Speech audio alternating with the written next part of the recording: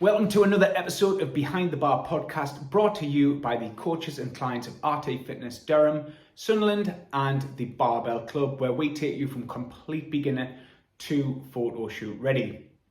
So before we start, we now have our intake for our January starters, which will be Monday, January the 9th, on our 90-day total transformation at both of our units in RT Fitness Durham, which is in Gilesgate, and RT Fitness Sunderland, which is in Southwick Industrial Estate. There's a little link below here. Click that, answer a few questions, book a call in with Sarah, and we can take a deposit now for you to claim your space to start January the 9th. So on today's episode, we have Jack. Jack's journey is a little bit different to most people. Jack's had to actually gain weight. He's wanted to put on size. He started with our Carnage program a few years back and has now moved over to our Barbell program. And in the Barbell program, he says he started around 10 stone, went all the way up to 13.5 stone, and then he's done his shred and looks fucking mint. This shows a good insight of how many calories you actually have to have if you're like a bit of a slow gainer, if you're already a lean person, going up to 5,000 calories. So enjoy this one. Jack. Hello. Right then, who are you? Work-life balance, basically, so that you can continuously train. So who are you? What's your work-life balance, and how does that work around so that you can train? So, very layered question. Yeah. I work as an engineer, so I work at 9 to 5 most of the time. It's usual day shift. I train before work. Yeah. Barbell. Yeah. And then we try to get steps in and get a bit of training after work. Right.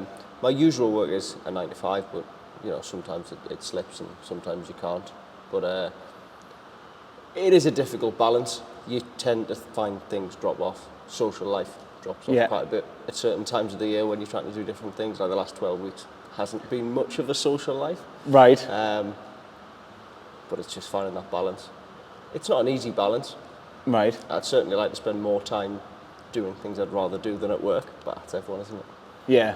So do you tend to do overtime? Yeah. We work on where I work, it's a 24-hour environment, but I only work day shift. Right. Okay. But if things go wrong during the night, we can be called in to support, or if I'm at work and something goes wrong, and I don't finish, I stay and I have to support. On weekends, you have to support occasionally. So there was a lot of time where, not so much now, but certainly in the last sort of 2 or 3 years, there's been a lot of phone calls at inconvenient times. Right. To go into work, which kind of ruins your day a bit. But that's part of it, isn't it? It is. And does that ever have a knock-on effect for the training then? Not so much at the moment, but it certainly used to. We used to go out for walks on Saturdays with the dogs and things like that, and I used to be getting phone calls and have to go back and have to go to work. And right. It just takes what would be a nice day, a nice, enjoyable day where you go out for a nice walk and you get your steps in easily because you can go somewhere nice and enjoy your day. To a day where you now have to start thinking about something else and it just takes it away. Is this why you train in the morning then? Yes. Yeah. Training on a morning's far more consistent for me than it would be if I went from work straight to training. Right. There'd certainly be times where I wouldn't be able to make training because I'd be stuck at work. Whereas if I train first thing, I get out of bed, I come train, and then I go to work, and 99% of the time that's pretty consistent. So would you never train on a night? No, we train on a night when we can. Right, so okay. We do extra bits of training we can on a night. We enjoy training on a night just as much as on a morning. Right. It's just morning is far more consistent for me. Good stuff. Far more controllable. So your fitness background right early on, as early as you can remember? Early as I can remember was rock climbing. So from the age of about 4 or 5, well, it initially started with walking actually. Right, okay. I used to go to the lakes with my dad quite a lot, and he loved walking over there. So right. My earliest fitness, I guess, was walking with my dad in the Lake District and doing mountains. So I did sort of like Helvellyn when I was 4 years old with my dad. Did you? I did Scarfell when I was 6. Right. I had no right being there as a 4-year-old, but my dad knew what he was doing and stuff like that. But yeah, he took me to all these places when I was very young and did a lot of walking over in the lakes. which led to me wanting to do rock climbing. So I did rock climbing with my dad till I was about 12. I started to do it competitively, started to do competitions and things like that. Right. I don't know what made me stop, to be honest with you, but I think it was when I went to secondary school, it kind of just sort of fizzled out. It's when you start doing team sports. Yeah. But I never really enjoyed team sports as much as I enjoyed individual sports. I don't know if it's a very selfish thing of me. No, not at all. But yeah, I stopped doing that. I started doing the normal, the football, that sort of stuff. Right. But I was never great at football. I was okay. Yeah. And it was never a sport that I could particularly excel in. But I did that until I finished school. Did it a bit while I was sort of at uni and things like that, but not a huge amount. And it was really when I finished uni, I started running.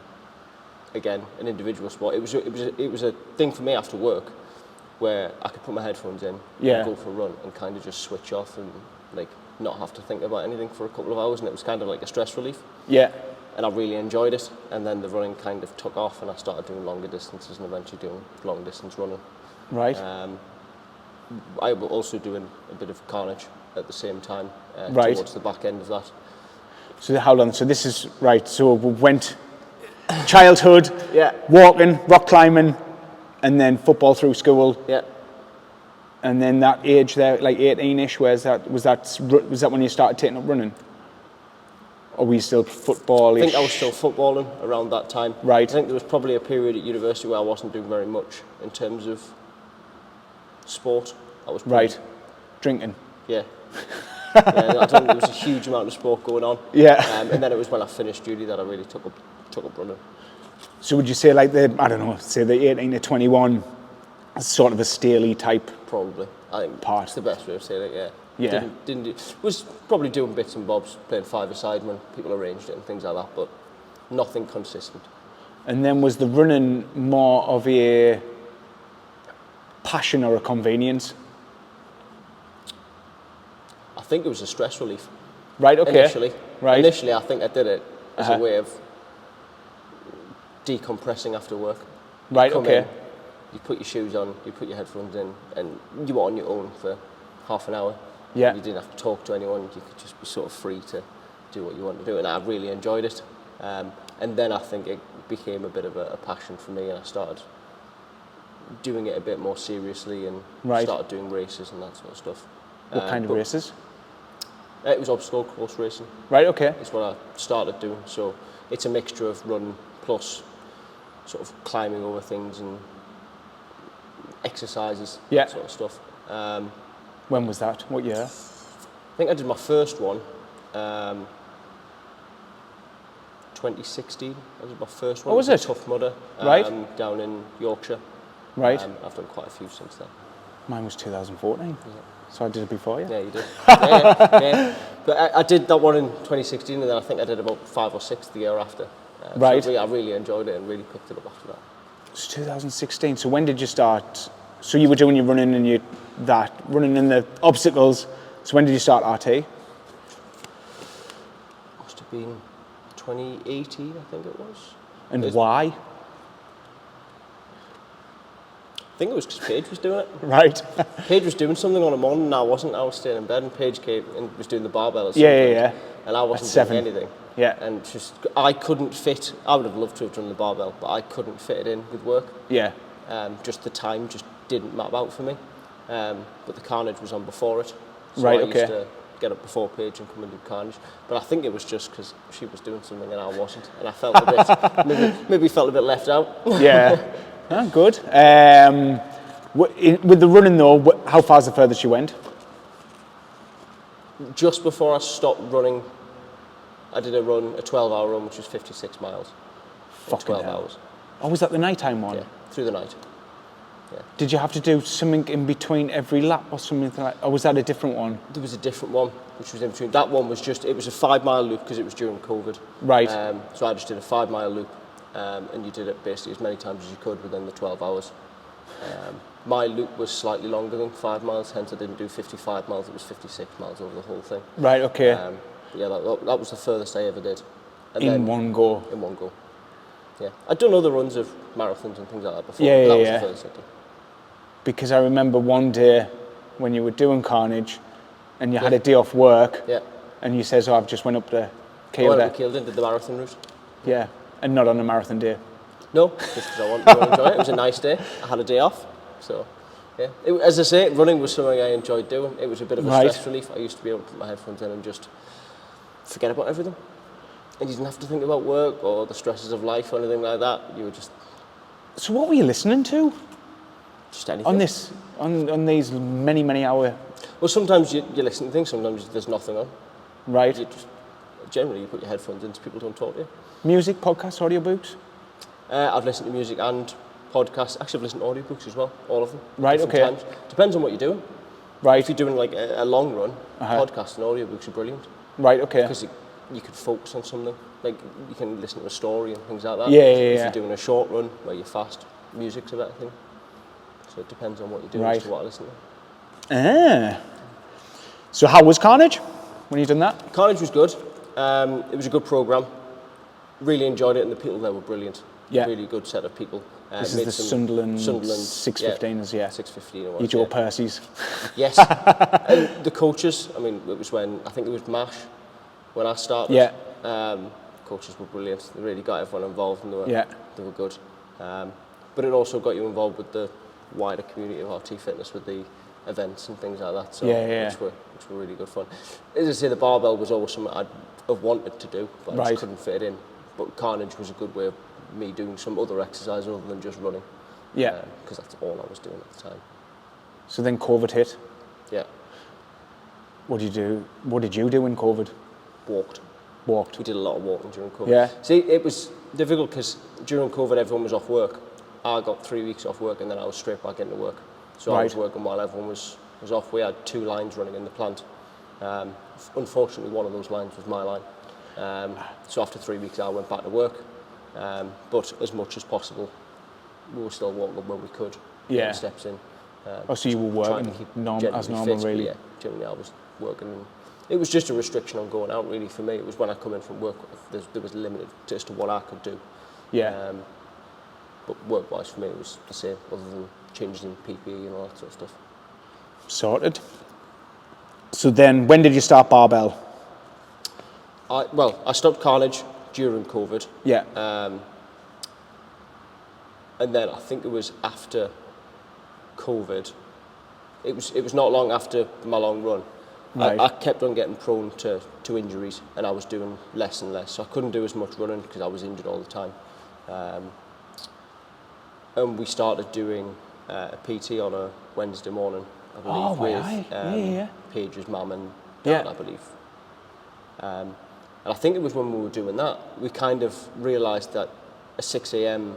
slot would work. We could make it work for getting to work for getting to work and getting everything done. And then I think you mentioned that there was some 6 a.m. slots coming up, so we put our names forward. Paige started the week before me. It was last September, I think. Was it? Last September we started, I believe, so yeah. 13 month. Yeah, something like that. So your goals have been completely different to 99% of people. Yeah. You've put on weight. Yes. Yeah, bulking. You've had to bulk from the start. So what was your weight when you first started the barbell? I don't think I was far over 10 stone when I started barbell, but that was purely because I was running as much as I had been. Yeah. I'd always been very lean. I've always had quite a high metabolism. I've always struggled to put on weight. It's never been something. I mean, it's because you're fucking running 20 odd miles, isn't it? But it was even when I was at school. I was very, very light when I was at school. I mean, what you saw when I joined Barbell, I'd already gained about 2 stone prior to me starting Barbell about 3 or 4 years before that. Right, okay. So I was even leaner and skinnier than that a few years ago. And then I joined Barbell, probably just over 10 stone. I think I maybe didn't have a plan the first 3 months running up to Christmas. Yeah. And then after Christmas, Paige did her first cut, and then during her first cut, I did a bulk. You ate Paige's food. I ate essentially what she wasn't eating. Yeah. And that was it was difficult at the start figuring out what it was that I needed to eat in order to gain weight, because you start you go, well, 2,500 what I should be eating, so I'll go to 3. Yeah. That did nothing. So you go to 3.5, that did nothing. 4, Yeah. that did nothing. 4.5, you're gaining a little bit. It was eventually I had to go to 5,000 calories a day to start gaining weight, which sounds fantastic. If you tell someone you're eating 5,000 calories a day, that's really hard work to eat 5,000 calories a day, just to fit it in. Yeah. And would you say for you, are you one of these people who's never been a big eater in any way? Yeah, I think I've always seen food as fuel, not Right. as a particular enjoyment in eating food. Right. Food's been something I need to eat, whereas I've never really like had a mentality of I really want that food, or I just eat anything, whatever is available, because I knew I needed to eat something. Because it's never been a massive part of my life until relatively recently, I guess. Yeah, because I generally find with like people who have been lean all their life, they are the one, like people say, like you said, people think it's going to be fantastic, I need 5,000 calories. It's fantastic for people to eat 5,000 calories if they're already big, because they love the food. But for someone who's lean, generally what we see is like it's hard to get them to eat that amount. Yeah. So how hard was it? So you wake up in the morning and you've got to eat something. Just it's fitting the food in the time that you've got available. Give us a day of what the 5,000 looked like. So I'd come to the gym on the morning. I used to have these flapjacks, which were like 500 calories, 400 and something calories. So I used to have one of those on the way to the gym. Then I'd do the gym, get home, get ready for work, head to work with all my food for the day. So then there'd be a protein shake for breakfast, but it wasn't just a protein shake. There was Nutella in it, and to be honest, the protein shake itself was 500 calories. Right. And then you'd add Nutella into it, peanut butter into it. It ended up with being about 1,200 calories, this protein shake. It was the most bloating thing in the world. Right. It was you had to sort of spread it out over the days to when you could drink it, I guess. It must have just been like a whole. Yeah. It was thick. Super thick. What was after that? So then you'd be eating like 3 or 4 bananas in the day, just because they're like 100 calories each and they're quite easy to eat. Probably have another flapjack, probably about 10, which is another 400 calories. Then you'd have your lunch, which is generally some form of like rice or pasta with some meat in it. And then the afternoon would be very similar, of bananas and flapjack. Looks like the flapjack the is the main sauce. It was 400 calories and there was protein in it and just carbs in it, and it did work.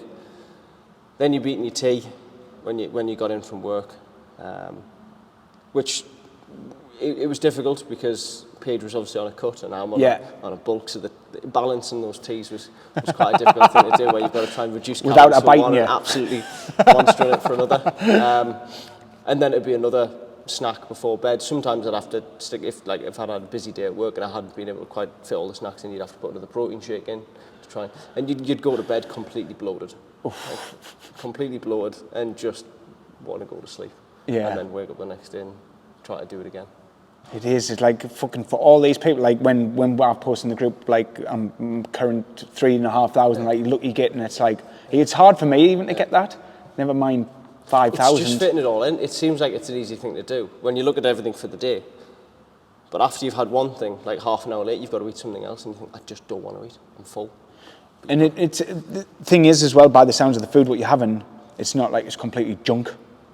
It wasn't. It wasn't the cleanest, but I could possibly 5,000 calories cleanly in a day. I just don't think it's possible to do. No. But it wasn't like burgers and going to McDonald's every day. And that sort of stuff. It was relatively clean. But as soon as you start eating unclean, I noticed that. You notice, like especially on a morning training, if you have a bad meal the night before, you've just got nothing. Like a takeaway or the energy's just not there. The right food just doesn't fuel your system.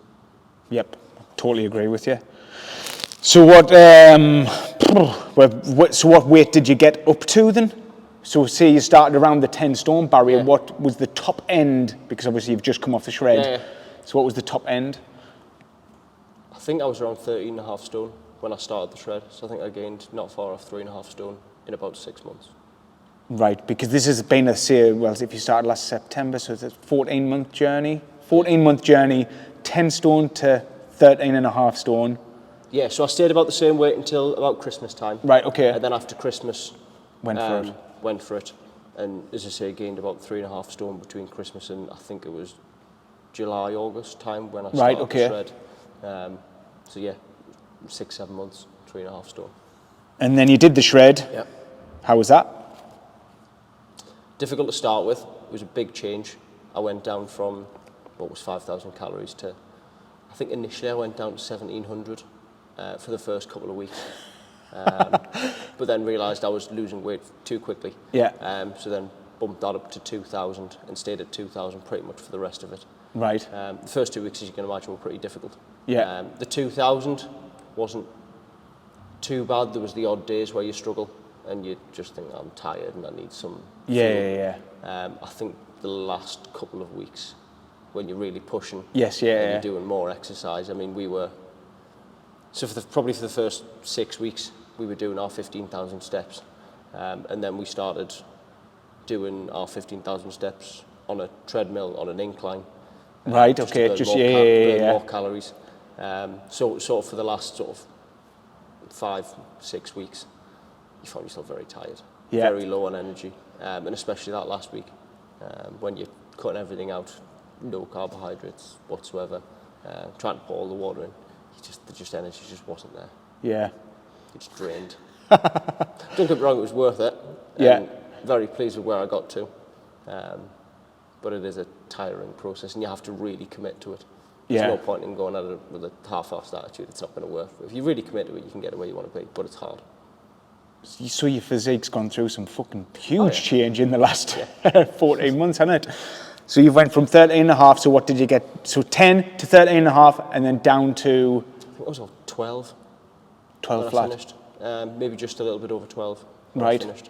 But yeah, that's where And you look fucking mint. I was pleased. Very pleased with where I got to. Yeah. Were you happy? Yeah.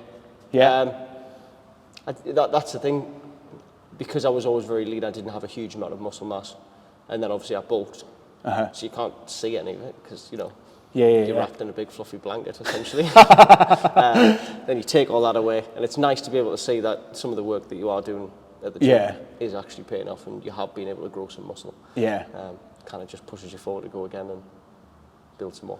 Which is pretty good because I mean if you think of like where you started to like just over a year later, it's like if someone said like from obviously very lean but without that much mass to saying fucking you can do this within a year, it's fucking brilliant really. But you have to commit to it. Yeah, you have to commit to it. You have to put the work in and you have to eat.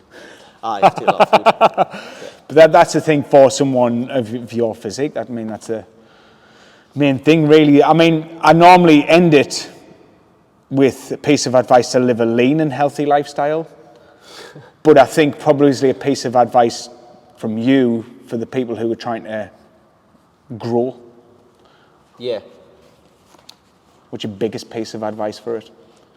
Because you've done it, and obviously then you have shredded and you've seen everything what's underneath, which if the photos aren't out by now, they look fucking brilliant, so check them out. But yeah. It's easy to say, it's impossible. It's easy to blame your metabolism for not being able to do it, but it's equally the same going the other way. Right. A lot of people talk about their metabolisms and their genetics are in a certain way. And certain people's genetics will make it difficult for them to do certain things, but it doesn't make it impossible. You just have to put the work in and commit to it. And you have to take the time to learn what your body needs and what your body doesn't need. So for example, as I went through, as I say, I started off at 3,500 and it didn't work. And it could have been very easy to go, well, I just can't get weight, give up. But if you take the time to go, right, well, if that didn't work, then what's the next step and see what works and see what, you have to take time to learn what your body needs. Mint. Thank you very much, Jack. Cheers, buddy. Thank you very much.